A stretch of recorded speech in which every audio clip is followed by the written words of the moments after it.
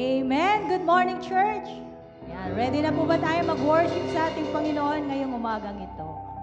Amen. Sabi po sa 1 Corinthians 3:11, "For no one can lay any foundation other than the one already laid, which is Jesus Christ." So, alam naman natin, no, yung mga nangyayari sa ating paligid, sa ating mundo. No, merong kaguluhan, pero tayo pong mga anak ng Diyos ay patuloy na nagtitiwala sa Kanya dahil siya ang ating great foundation. Ayan. At nagmumula po yun sa salita ng Panginoon. Kaya ngayong umagang ito, tayo po ay aawit na punong-puno ng pag-asa ang ating mga puso at pangahawakan natin ang pangako ng Panginoon. Tayo po ay tumayo at tayo po ay mananalangin. Yes, Lord. Father God, we thank you for your presence in our lives.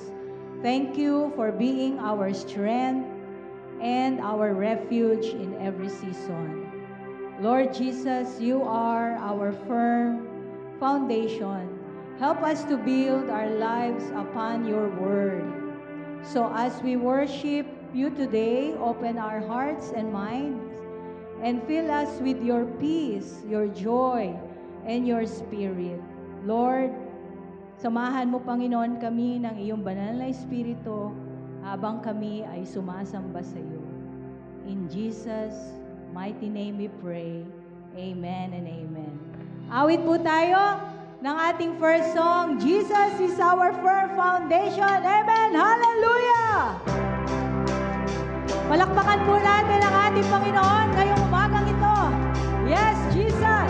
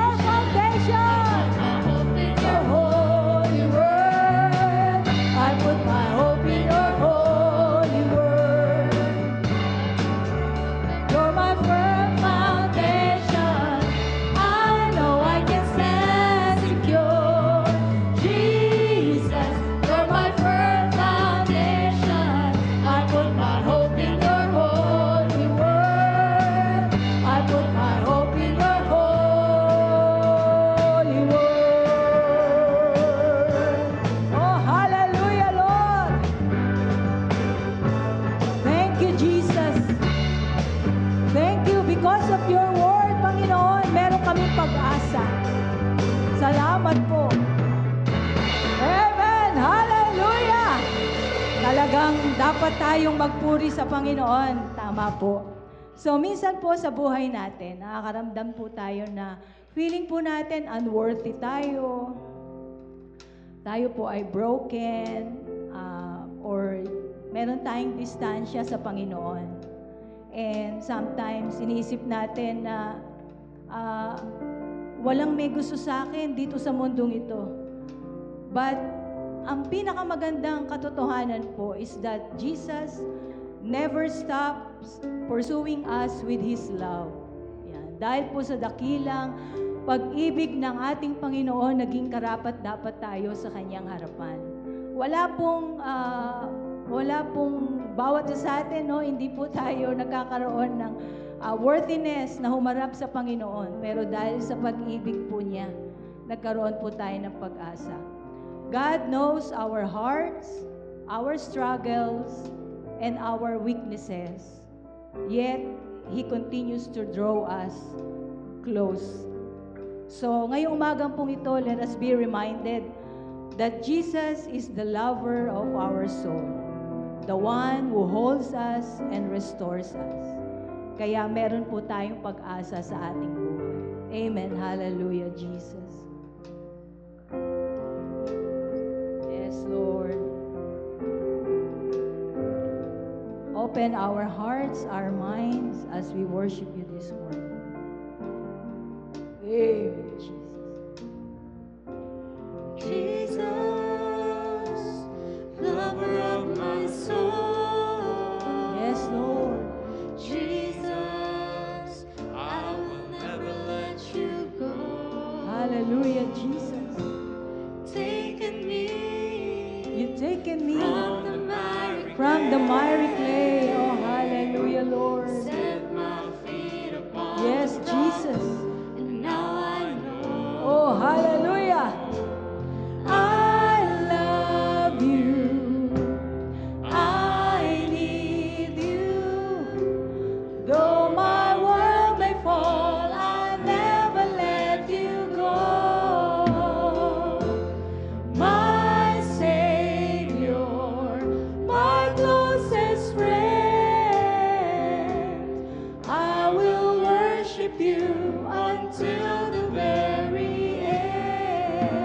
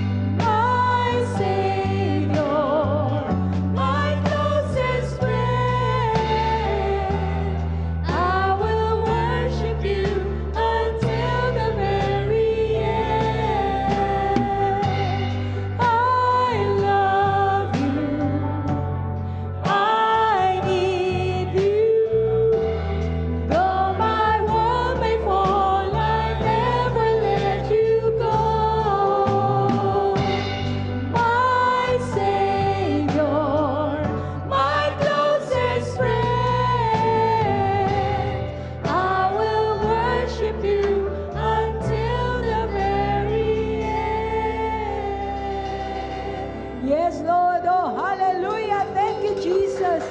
Thank you, Lord, for your love, Panginoon. Talagang kahit hindi po kami deserving sa pag-ibig mo, nananatili ang pagmamahal mo sa amin. So before we sing our last song, let us take a moment to pause and reflect on how good God has been to us. Isipin po natin na napakabuti po ng Panginoon sa atin. Yung kanyang pagmamahal, how He carried us through difficult times. No, hindi ko po alam kung ano yung pinagdaanan ninyo ngayong linggong ito, pero napakabuti po ng ating Panginoon dahil nandito ka ngayong umaga na dinala ka po niya.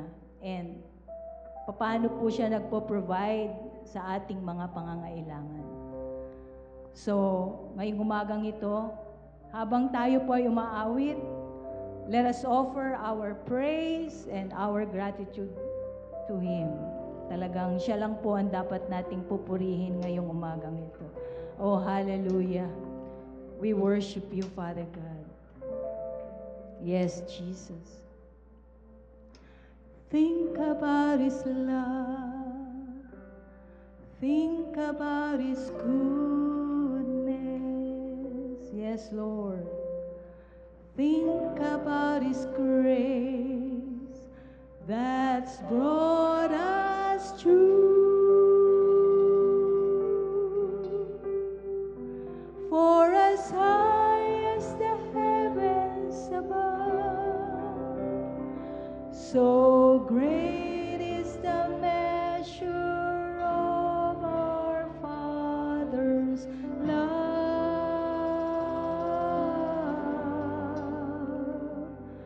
Great is the measure of our Father's love. Great is the measure of our Father's love. Yes, Jesus. How could I forget His love? How could I forget His mercy? He satisfies, He satisfies, He satisfies my desire. Yes, Jesus. Thank you, Lord. Think about His love. Think about His goodness. Yes, Lord, napakabuti mo po sa amin. Yes, Jesus, wala kami pwedeng ipagmalaki, Panginoon, sa umagang ito, kung hindi dahil sa pag-ibig mo. Oh, hallelujah! Kaya kami nakakatayo sa iyo, Panginoon. Yes, Jesus. So great is the measure of our Father's love. Great is the measure of our Father's love. How could I forget His love? How could I forget His mercy? He satisfies, He satisfies, He satisfies my desire. Great is the measure of our Father's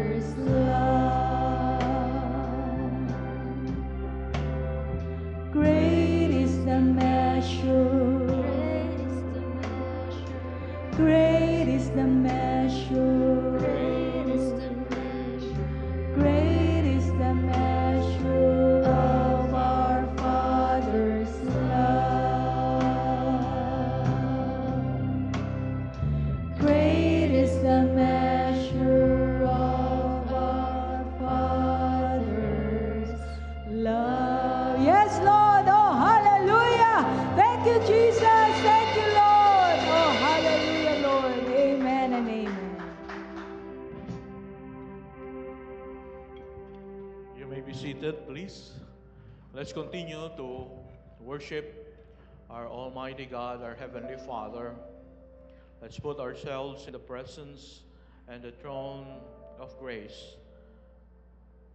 Father God, we humble ourselves before you.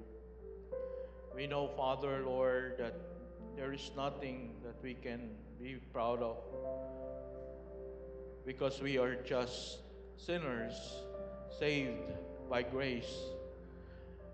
And Father, we thank you for the greatness of your love for us, that even while we were yet sinners, Christ died for us. Not when we are good, not when we are obedient, but when we were rebellious, when we were enemies.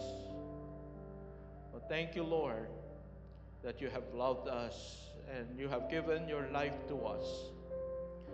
Help us, Lord, to always remember your love, because at times, Lord, we become out of focus.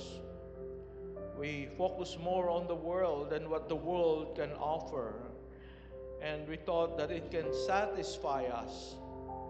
But when we experience them, it doesn't bring about real satisfaction.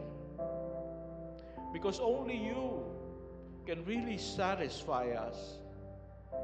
Your love, your presence is truly satisfying. But we are constantly looking at the wrong direction. And so, Father, we pray that you will set our hearts on the Lord Jesus, because his love is pure. Enable us, Lord, to love you with all our hearts, with all our soul, with all our strength, and with everything that we have. Enable us to experience your love emotionally, psychologically, spiritually. And help us, Lord, not to leave your love. Father, there are many things going on in our world today, and a lot of people are having fears of what will happen in the future. But you said, Lord, when these things happen, as you have said they would, you said, do not be alarmed. When the end is near, because your coming to rescue us is near as well. And so it should give us anticipation and excitement that a day is surely coming, that we will be together, that we will behold your face, and we will enjoy eternal life with you in your kingdom. But Lord, while we are still waiting, enable us, Lord, to be faithful. Enable us, Lord, to seek you more and more, and not focus on worldly things, but focus on serving you. Focus on developing our intimacy with you. Focus on knowing what your will is, and doing what your will is, and obeying your commands. Father God, I pray that as we study your word this morning, I pray, Heavenly Father, that you will speak to us in a special way, that you will enable us to understand your word, and give us the great desire to really engage with your word, to really obsess with your word, and really benefit from the word of God in our lives, which is you have given as a gift for us to make us a success. Thank you, Lord. Bless us. We honor you, we praise you. In Jesus' mighty name, amen and amen. Thank you so much. Good morning, everyone. Welcome to Solace of Christ. And here we are, family. All right, so let's greet our family together. I want everyone to please stand and let's go around and greet the family and express our love to our family. Come on, let's sing this song. Welcome to the family. We're glad that you have come to share your life with us as we grow in love. May we always be true, what God would have us be, a family always there to be strong and to lean on.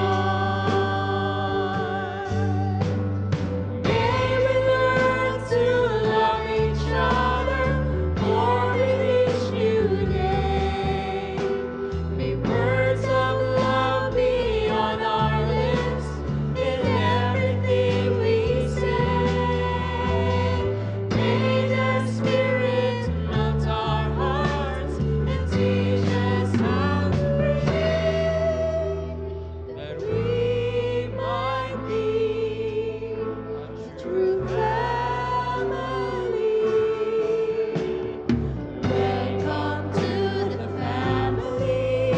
We're glad that you have come to share your life with us as we grow in love. And may we always be true, what God would have us be, a family always there to be strong and to lean on. Thank you so much. Please be seated.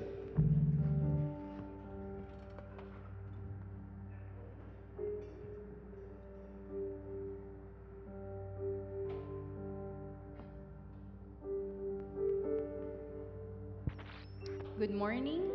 As we come to this time of giving, let us remember the words of the scripture. Bring the whole tithe into the storehouse, that there may be food in my house.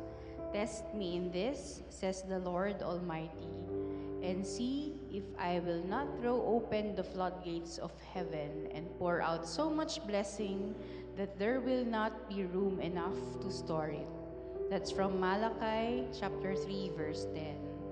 Let us reflect on the blessings God has given us and offer our gifts with grateful hearts, trusting that He will provide for all our needs. Flashed on the screen are the account numbers where you may deposit your tithes should you wish to do it online. For those who wish to give today, in person, you may use the envelope inserted in the bulletin and drop it inside the tithes and offering box. Let us pray. Heavenly Father, we thank you for all that you have graciously bestowed upon us. As we give our tithes and offerings, may it be an expression of our love and trust in you. Bless these gifts and use them for your glory and the growth of your kingdom. Help us to give cheerfully, knowing that every good gift comes from you. In Jesus' name we pray, amen.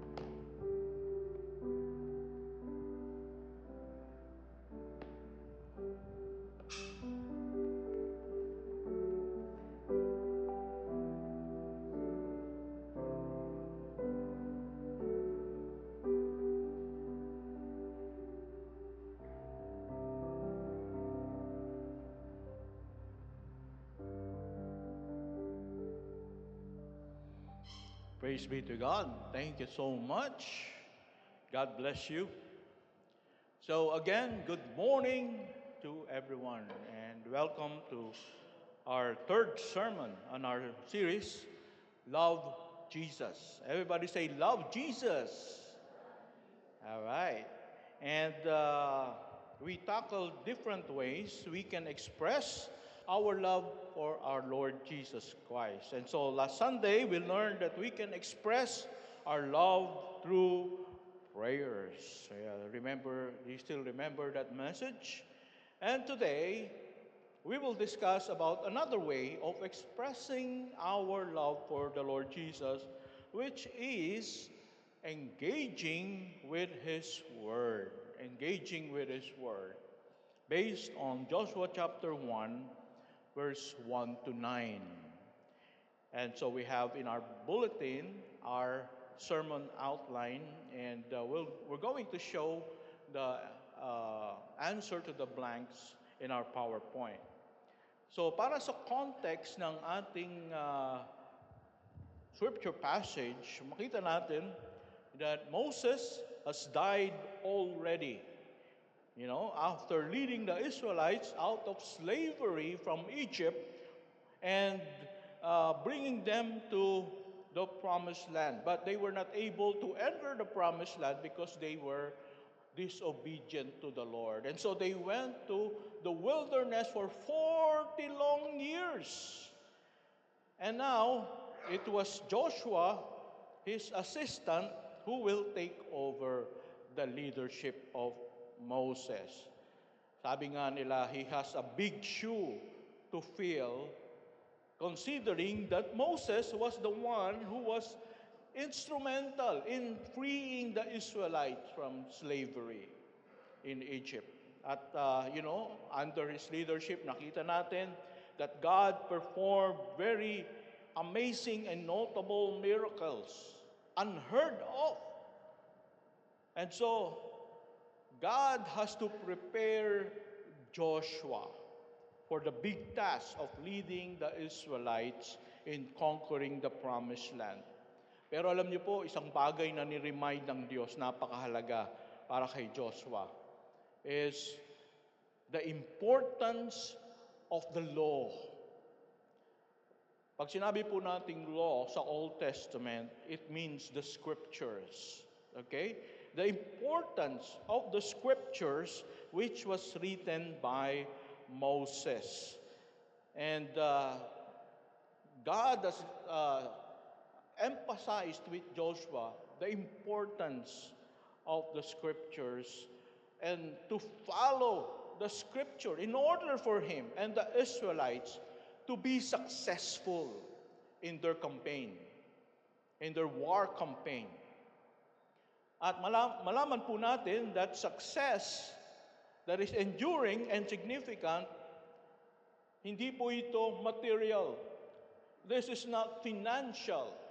Success in God's eyes is being able to accomplish God's plan and God's purpose in God's way in our lives. Kaya mga kapatid, for you to be successful, you don't have to have a lot of money. You don't have to have a lot of possessions. You do and obey what God tells you to do and accomplish His purpose in your life, then God would say, "Well done, thou good and faithful servant. You are a success." Yun pong dapat nating i-focus sa atin, no? Because we can see that God wants us to be successful. Of course, material blessings and financial blessings, those are just bonuses. But the real success is doing what God wants us to do. Sana yun ang i-aim natin, no, sa ating mga buhay. And today, we're going to learn how we can be like Joshua, who will be able to conquer our promised land in life, in our life. Ano ba yung promised land na pinangako sa iyo ng Panginoon? Each and every one of us has our own promised land. And whatever it is, we can conquer it by first basing our life's foundation and perspectives, our motivation on the powerful and eternal Word of God. Maniwala po tayo na ang Biblia ay hindi lamang po ito yung anong tawag dito?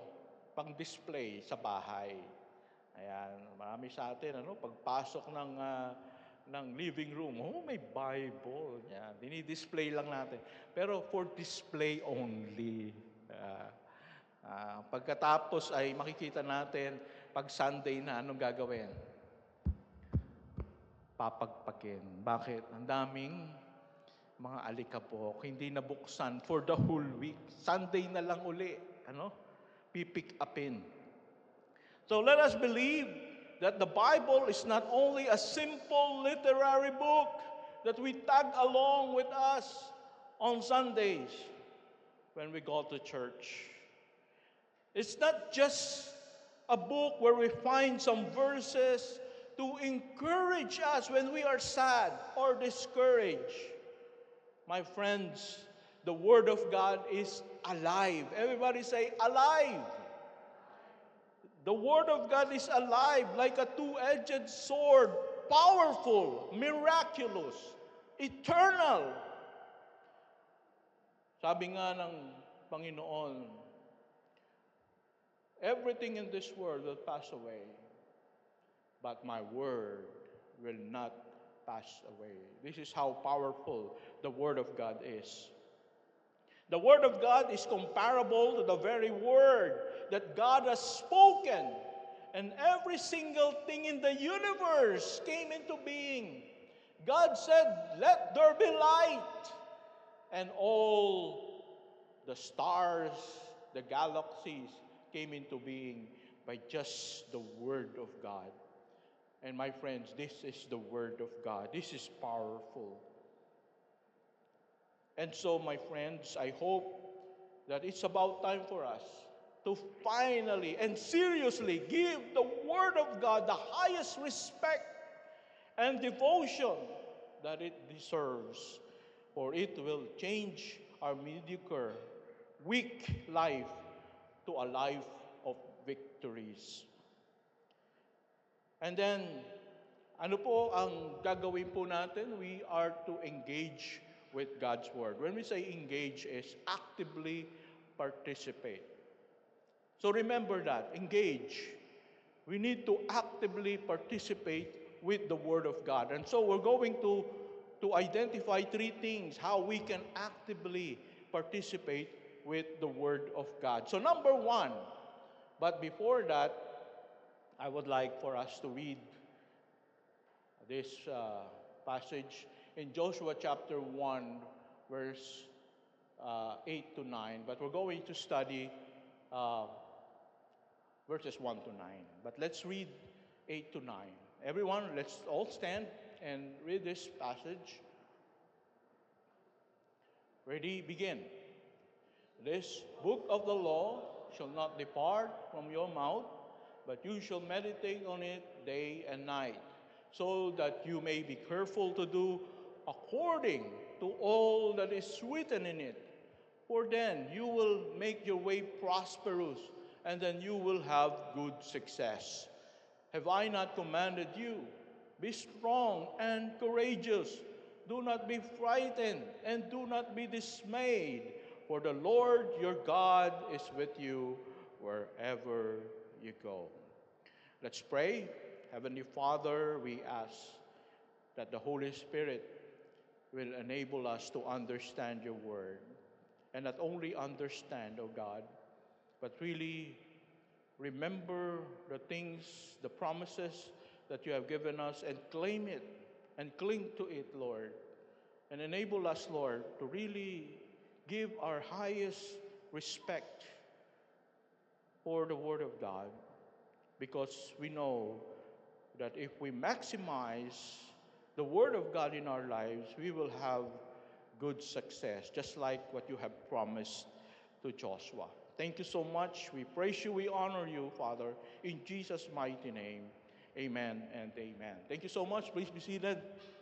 So the first thing, or the first way that we can engage the Word of God is, number one,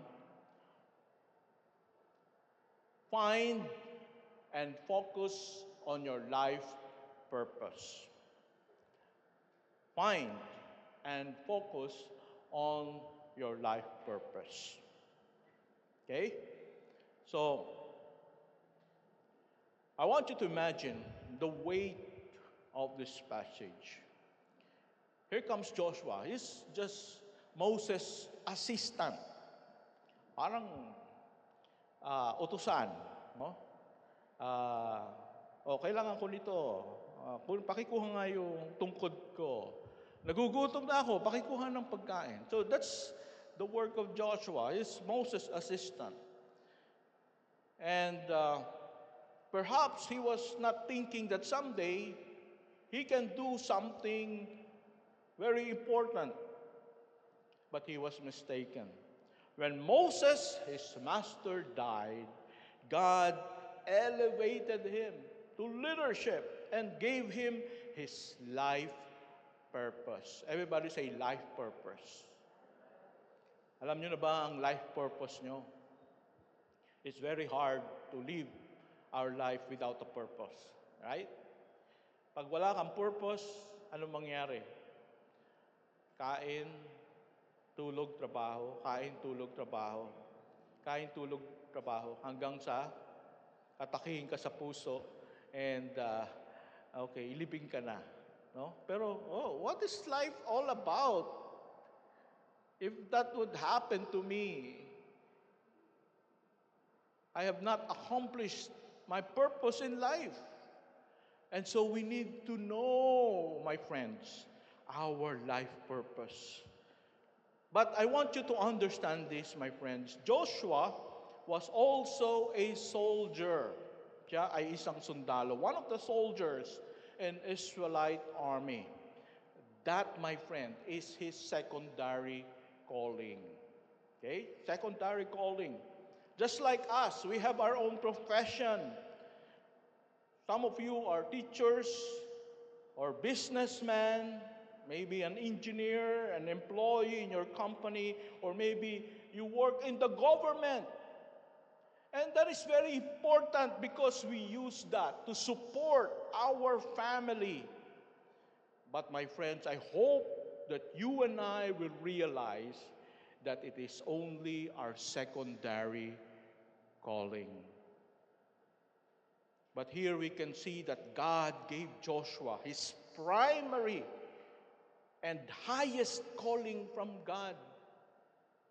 Ang secondary calling niya is he's a soldier. He's Moses' assistant. But the primary and highest calling is this, as we can see in verse 2. In verse 2, it says, Moses, my servant, is dead. Now, therefore, arise, go over this Jordan, you and all these people, into the land that I am giving to them, to the people of Israel. That has become Joshua's life purpose. God, my friends, is calling Joshua to lead Israel and conquer the promised land and make sure that every family has a dwelling place, that every family has a farm to plant crops and raise cattle. Siguruhin mo, Joshua, natatawid kayo ng Jordan, all of you, and then you will conquer the whole land. And after conquering, you will divide inheritance to each family. That each family will have their own house, that each family will have their own farm to plant crops and then raise cattle. That is your life purpose. Well, we can see that The primary calling of Joshua is much harder than his secondary calling. And in the same way, my friends, our primary calling from God is harder than our secondary calling, which is our profession. But then, marami sa atin, we have been living our lives for the longest time, but we are not aware of what is our primary calling. Ano ba yung highest calling? Perhaps we have heard it, but we have not really taken it seriously. We thought it's just, optional. Pwedeng gawin, pwedeng hindi. Or we thought that our secondary calling, which is our profession, is more important than our primary and highest calling from God. Bakit ba ganon mag-isip ang maraming mga Kristiyano? Because we think that life is all about me. Life is all about I, me, myself. Life is all about you. I need to work hard so that I could provide a comfortable future for myself and for my family. That's the reason why we give so much importance to our secondary calling. But my friends, our life here on earth is only temporary. Everybody say temporary. It's not the main thing. It's not the main thing. It's never about us. It's never about our plans. It's never about the material success that we can gain. It's never about the awards and honors that we receive or the career accomplishment that we can have. Those things are not wrong in itself. So please don't get me wrong. Praise the Lord for our secondary calling. Praise the Lord for all the material blessings that God has given us so that we can enjoy our life. But when this life is over, when your life is over, these things will never be remembered again. They will never be celebrated in heaven. And all of these things will be forgotten. And so, my friends, I hope that we will come to terms to the reality that everything in this world, in this universe, is all about Jesus. All about Jesus. Everything that we do for Jesus will be remembered, will reverberate in eternity, and we will be rewarded for everything that we do for Jesus. And so remember that. God's plan is so much bigger than ourselves, than our profession, than our career. And so we need to lay our plans and goals a little aside and entrust everything to our God. Pagkatiwala natin ang ating buhay sa Panginoon. Lord, help me as I am doing my secondary calling. Help me to accomplish my highest calling, my primary calling. And so the question is, Pastor, okay, so yun ang life purpose and primary and highest calling ni Joshua. Pero ako po, ano po ang highest calling ko? Ano po ang primary calling ko? Yes, my friend, meron ang bawat isa sa atin, our own personal, unique, special life purpose. Iba ang sa akin, iba ang sa'yo. And so you need to discover, Lord, ano ba yung specifically na calling mo para sa akin? Kasi hindi naman pwedeng pare-pareho tayo. Yung sinabi ni kay Joshua, ganun din yung sa akin. No, wala na, hindi naman ganon, no? So you have to know what is God's calling for you. But here's the problem. How can you hear from God if you do not have a daily personal devotion every day. Because God speaks through His Word and through prayer. But if you don't have daily personal devotion and quiet time to read and meditate on God's Word, how can we hear from God? If we only come to church once a month, or how can we hear from God? There should be a strong yearning, a strong hunger, and a strong thirst on our part before God can reveal Himself to us. Kailangan po nahanapin natin na merong passion, merong strong desire, with emphasis on the strong. As we can see in Isaiah chapter 55, verse 6, it says in Isaiah 55:6, "Seek the Lord while He may be found. Call on Him while He is near." My friends, itong verse na to nagsasabi sa atin na merong time limitation in finding and calling upon God. This is scary because there will be a time when we seek the Lord, when we ask the Lord, but it says here, He could no longer be found. And times when we call upon Him, but He will no longer answer because He is no longer near. Bakit po? Why are there times that God will no longer be near? Because we have not prioritized seeking the Lord in our lives. We come only to Him when we have emergency. We come only to Him when we have dire needs. We come to church so that God will continue to bless us. But we don't really seek after God.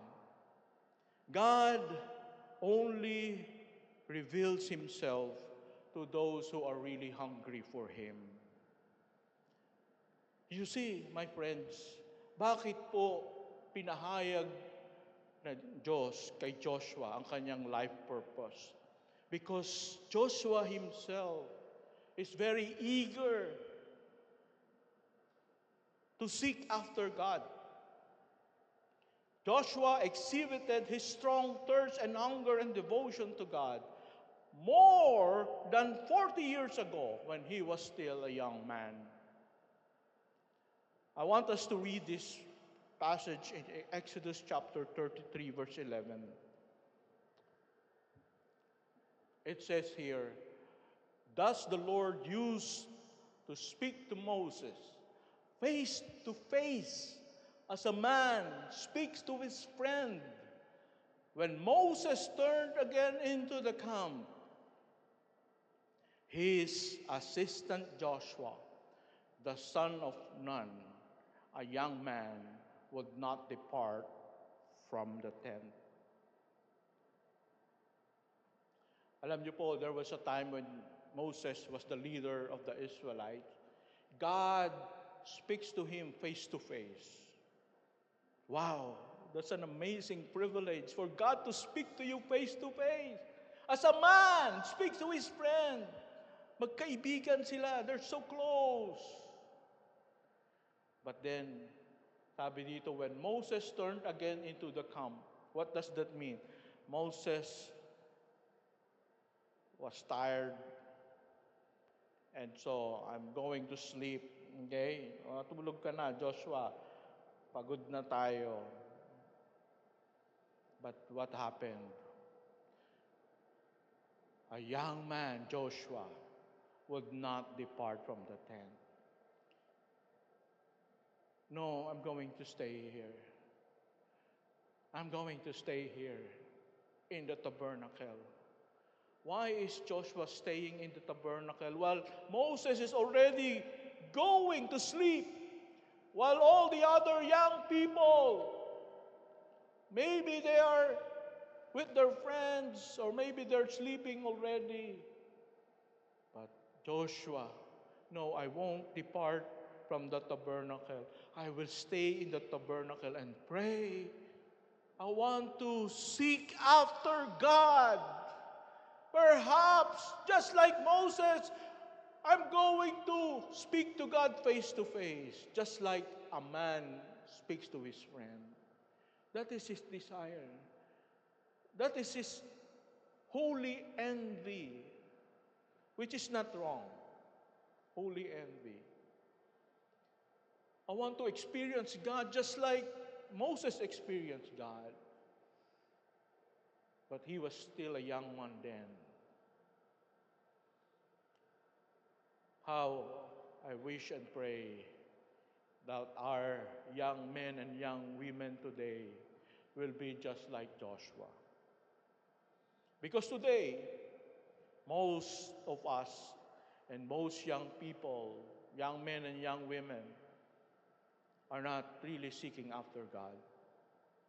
They're into gadgets, they're into games, they're into a lot of things, but they are not having their devotion, they're not having their prayer time.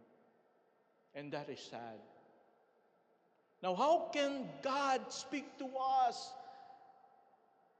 the specific, special life purpose that you have, that He has for you, if we won't really come to Him with seriousness that, Lord, I need you. I want you. Please reveal yourself to me. You know, when I was young, I'm in the world. I'm doing worldly things. But when I was in college in Adamson University, nakita ko yung isang crusade, Christian crusade, sa Luneta. And parang sabi ko, ano kayo ginagawa nila doon? So I went there and I saw them that they are really pouring their heart before God. They're singing and lifting up their hands towards God and expressing their love toward God. And I was amazed because I grew up in a church, we'll just sing songs that, dahil paulit-ulit, hymns, memorized na. Kahit hindi na tumingin sa hymnal, no? Alam ko na, from first stanza, second stanza, third stanza. So, parang just going through the motion. But I saw them really pouring their hearts before God. And I got envious. Lord, I really want to experience such things also. So when I got home, and I attended, several weeks, tuloy-tuloy yun. Pero hindi ako nakihalubilo sa kanila, medyo nahihiya ako. But at home, before I sleep, I sing songs to the Lord. And I prayed until a time when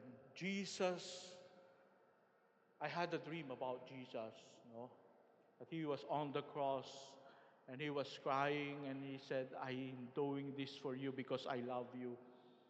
And that was the first time that I felt the presence of God. The first time that I had the feeling of the Holy Spirit. And God changed my life. And I started to read the Word of God. 2 hours. At nung ako'y pumasok na, nasa bus, the Lord spoke to my heart. And He said to me, Ephraim, yung mga tao dito sa bus, lahat sila may kaluluwa. Pero lahat sila, they are going to hell. When I realized that, I cried and cried and cried and cried. And so from that time on, I learned this is my life purpose. I will use my life to share the gospel to people and to help people, train people to share the gospel to other people. That's how I got my life purpose. So I hope and pray that we will seek after God, that God will impress upon us the specific things that He wants us to do for Him in your life before He takes you home. Joshua, as a young man, hungered and thirsted for God. I hope that we will start doing that, to hunger and thirst for God. Now the second is claim and cling to God's promises. Claim and cling to God's promises. It says here in verse 5, no man shall be able to stand before you all the days of your life. Just as I was with Moses, so I will be with you. I will not leave you or forsake you. Yan ang pangako ng Diyos kay Moses. No one will defeat you. And so it means that there will always be victory for the people of God. No enemies can prosper against them. Only if they obey God's word. That is the condition. As long as you obey the word of God, you will never be defeated. Pero alam natin, no? There was a time that they disobeyed the word from the Lord. God said, yung first kingdom na kinonquer nila, you remember, what is that? Yung may mataas na walls? Jericho. Sabi ni Lord, walang kukuha ng mga, anong tawag doon? War loots or booties. Basta yan, dahil yan ay first na conquered nation ninyo, lahat yan iaalay kay Lord as a tithe. Pero one of them took gold and silver and beautiful clothing. Sino nga yun? Si Achan. And the next time they fought, they were defeated by a smaller kingdom because they did not obey God. So we have to claim God's promises. Alam nyo, 40 years ago, the Israelites started crossing the Jordan River into the Promised Land to conquer it. Nagpadala sila ng 12 spies to spy the enemies, and they saw giants, large warriors. They saw high walls. They saw ferocious, very cruel, highly skilled warriors, and their hearts melted. Natunaw yung puso nila. Hindi natin kaya ito. Sobrang nakakatakot ang mga kalaban natin. They became scared and they wanted to turn their back from God's mission that was given to them. Actually, they rebelled against God and Moses. Bakit sila natakot? It was because they were looking at their scary enemies. They were looking at their own weaknesses, but they are not looking or claiming the promises of the Almighty God. Hindi sila tumingin sa Diyos na kung saan God has defeated the superpower at that time, Egypt. And even God made a way in the Red Sea through His power. They forgot that. They forgot that. So my friends, no matter how difficult our situation or challenges are, we should not be down or discouraged because our Almighty God promised to help us. Just like Joshua claiming God's promises, we should also claim God's promises. Ano pong promise ni Lord when it comes to our ministry? In Matthew 28:18-20, it says, and Jesus came and said to them, all authority in heaven and on earth has been given to me. Go therefore and make disciples of all nations. Jesus is telling us all the power and all the authority in the entire universe is with me. Now I'm telling you, with this power that is behind you, I want you to go and make disciples. And I will never leave you nor forsake you. I will be with you. So no matter how scary it is to reach out to our friends, to our loved ones, don't worry. Don't be scared. Just like the Israelites. Why? Because all the authority and power is with us through our Lord Jesus Christ, through the Holy Spirit living in us. And so we must do our best in accomplishing our life purpose. If you notice, there is a phrase here, or two words, or two phrases that's always repeated by God in these verses. In verses 6 to 7, and even in verse 9. Ano po yung verse na yon?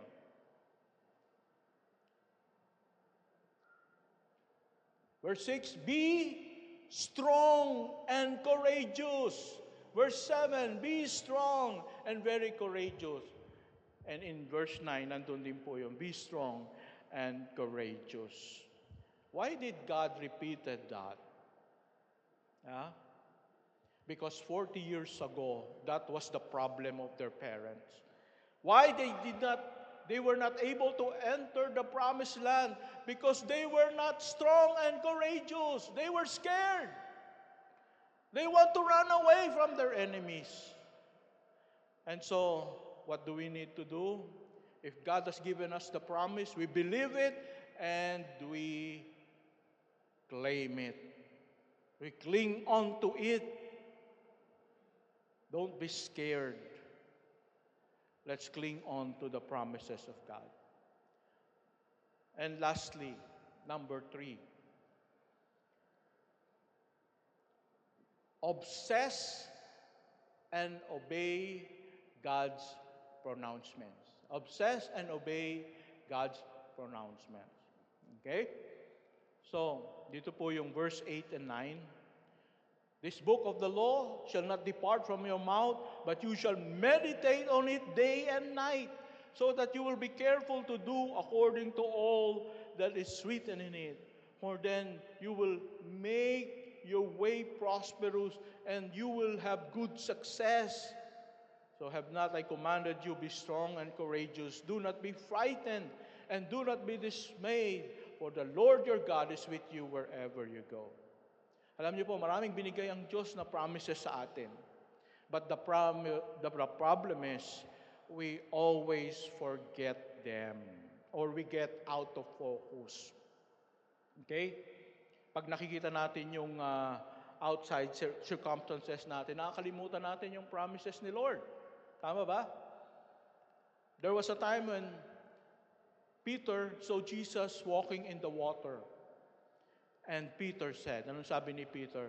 Lord, command me to come to you on water, to water. Anong sabi ni Jesus? Come.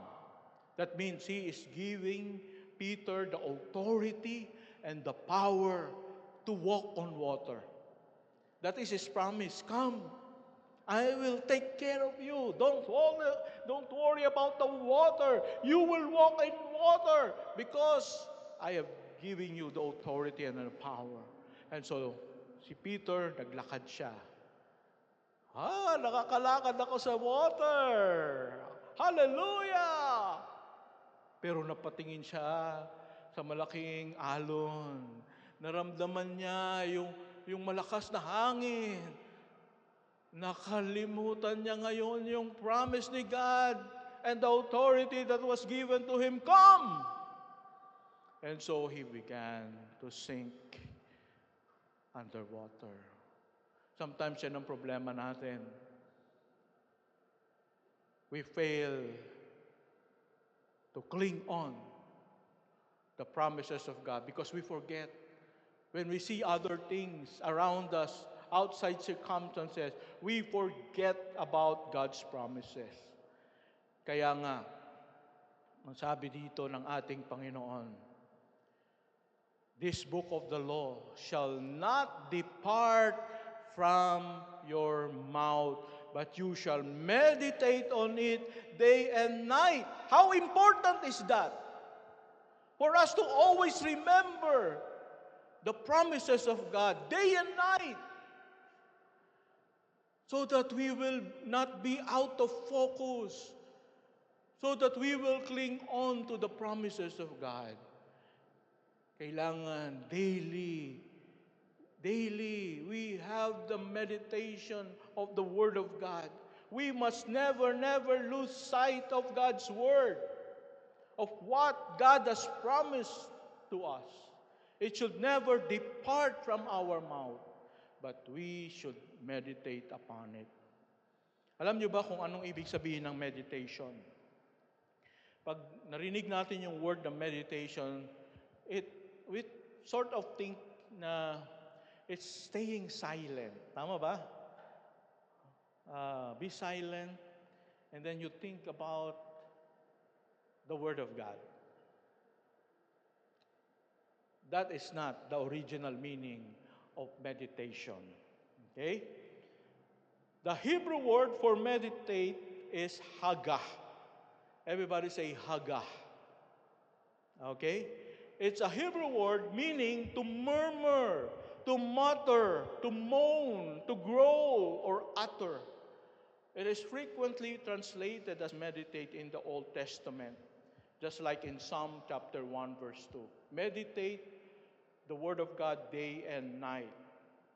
Unlike passive or silent meditation, Haga implies an active, vocal, often intense, repetitive contemplation of God's Word. Just like a lion growling over its prey or a person muttering to themselves. It doesn't mean silence. On the contrary, it means murmur or whisper. Just like what these Jews are doing in the Western Wall, Wailing Wall. Kita nyo, meron silang dalang scriptures and they read it and they do something like this. Nakakita na ba kayo ng ganon? Gumagano sila. No? Parang kung pwede lang ipasok nila yung Word of God sa ulo nila. They are really focused. They are saying it. It is repeating the Word of God over and over. You don't empty your mind. Instead, you fill it up with scripture verses, memorizing it, repeating it day and night, letting the Word permeate and penetrate our being, our mind, our soul, our spirit. Thinking of what it means. Thinking, what area in my life should I be applying this? That is why when the Lord Jesus, remember, when He was tempted by Satan, what did He do? He repeated the scriptures. Man shall not live by bread alone, but by every word that comes out of the mouth of God. It comes out handy. Why? Because when he was still young, he used to murmur, he used to memorize, he used to let the Word of God permit his life. And so, when a certain circumstance came into being, meron kaagad siyang nahuhugot. You know? Kasi talagang part ng life niya, yung pagme-meditate ng Word of God. And I hope and pray tayo ganun din. Ha? Pag meron tayong temptation, naku, gandang bag nun ah. Bibili kaya uli ako? Ha? Ano ba pwedeng verse na gamitin? No? Ha? Or, nakakita ka ng picture na bold, no? Naku, parang you are being magnetized. What are you going to say? Is there any verses from the scriptures that you can memorize and parang talagang panghahawakan mo so that you can be victorious over these temptations. That's why it says in the scriptures, so that you may be careful to do according to all that is written in it. For then you will make your way prosperous, then you will have good success. Kapag na-meditate natin ng scriptures, part ito ng being natin. At ino-obey natin siya because part na siya ng being natin. Sabi ng Panginoon, you will make your way prosperous and you will have good success. Nakakapagtaka ba kung bakit among all the people of the world, bakit yung mga Jews, merong Jewish blood? Bakit sila yung parang ang tali-talino? Bakit sila yung palaging nakakaisip ng mga magagandang inventions? Bakit sila yung mga billionaires? Nakakapagtaka ba? Because it's their part of their being. The Word of God is inside them.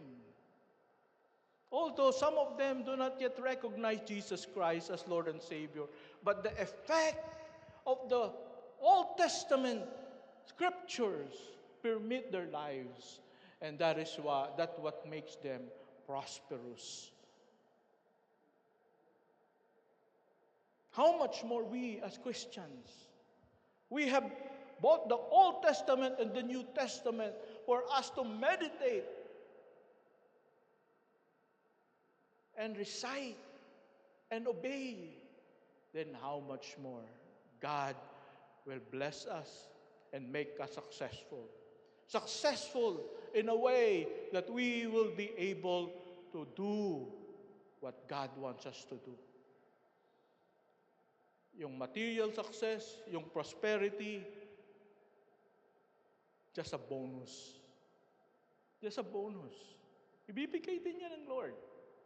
Pero hindi dapat nandun yung focus natin. Focus natin is to accomplish what God wants you to accomplish.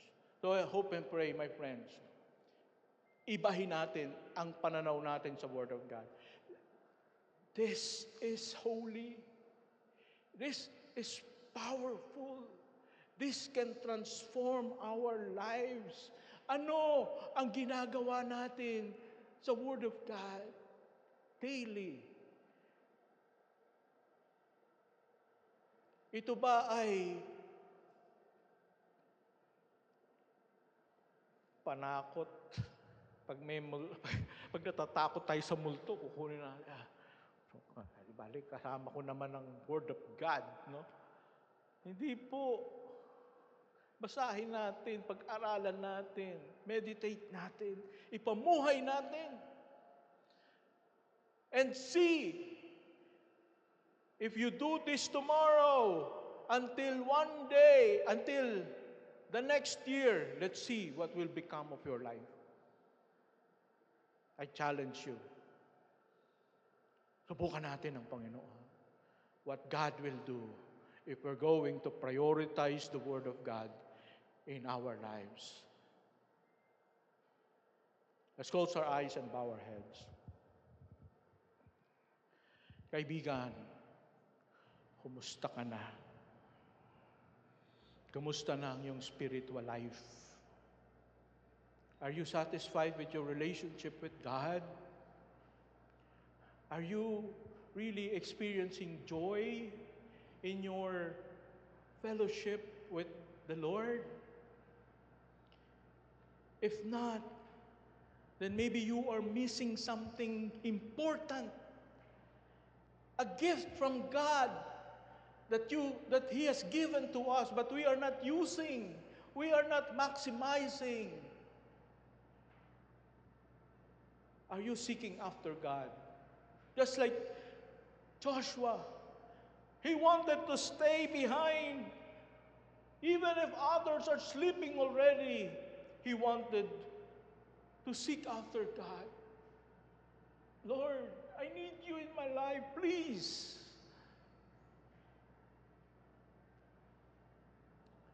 Maybe the enemy is using the gadgets, the games, to make you stay away from God.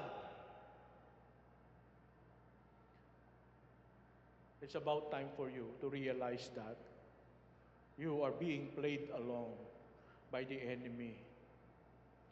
Surrender it to the Lord.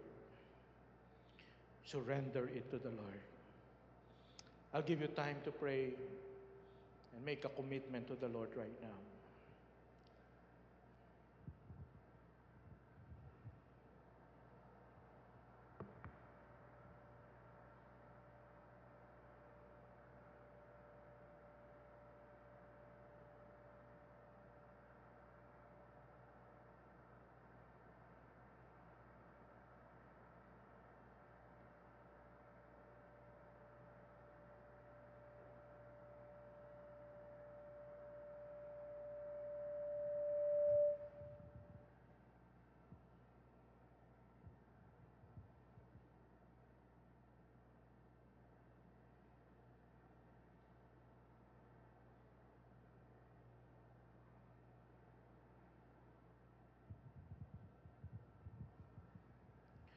Heavenly Father,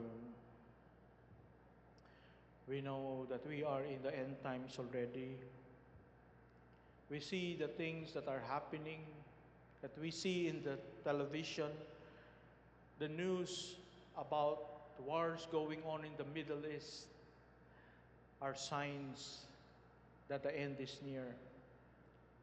And yet many of us, it's like life must go on. Nothing really important is happening. Pero baka mabigla na lang kami, Panginoon, na bigla kang dumating. And we are not prepared. We are not committed. We are not faithful. We are not seeking after you. Just like you have said that in the last days, many hearts will grow cold. And we see that happening in so many churches around the world. Some of them are closing already because people are no longer coming to church. I hope and pray that here at SCC we become faithful and more faithful to you, Lord, as the end draws near. Help us, Lord, to seek after you in prayer, in the meditation of your word, in obedience to our calling, making disciples, teaching people, reaching out to people about the gospel. Father God, bless your church, oh God. We humble ourselves before you. Forgive us, Lord, for our shortcomings. Send us a mighty revival, O Lord, in our midst. Help us, Lord, to seek after you and not let go of your presence. We thank you, Father. This is our prayer in Jesus' mighty name. Amen and amen. Praise be to God. So this morning we'll have our announcements. There will be an annual Family Circle Leaders Training and Fellowship on March 28 this year, 2026. This is a Saturday, of course, last Saturday of March, and it's a 4 o'clock to 7 p.m. So this is a dinner, and venue will be announced. Okay? So hindi po dito yan sa church. We're going to go outside and eat together in a dinner, and also it is training for new family circle leader. So, if the Lord is calling you, maybe the Lord is speaking to you right now, maybe my life purpose is to be a small group leader, a family circle leader, where I'm going to take care of a number of people, disciple them, help them to grow in the Lord. We ask you to please join and come. And if perhaps this is your calling from the Lord. Okay? So that will be March 28. Okay? If you have prayer requests, please write it down and pakihulog po dito sa ating offering box. We're going to pray for them during midweek prayer meeting, 7 p.m. every Wednesday via Zoom. Please also join us. So that's it. Thank you so much. May I request everyone to please stand for our closing prayer, and then we'll have a closing song. Let's pray. Father God, we thank you, Lord, for your presence. We thank you, Lord, for moving in our midst. Thank you, Lord, for the Holy Spirit speaking to us about the importance of the Word of God in our lives. Help us, Lord, to really remember it even after the service, even during the day and tomorrow. Help us, Lord, to really obey you in this matter, O God. We commit to you ourselves, O God. Help us, Lord, to honor the commitment that we have made this morning, O Lord. May the love of the Father, the grace of the Lord Jesus, and the fellowship of the Holy Spirit be with you all. Amen and amen.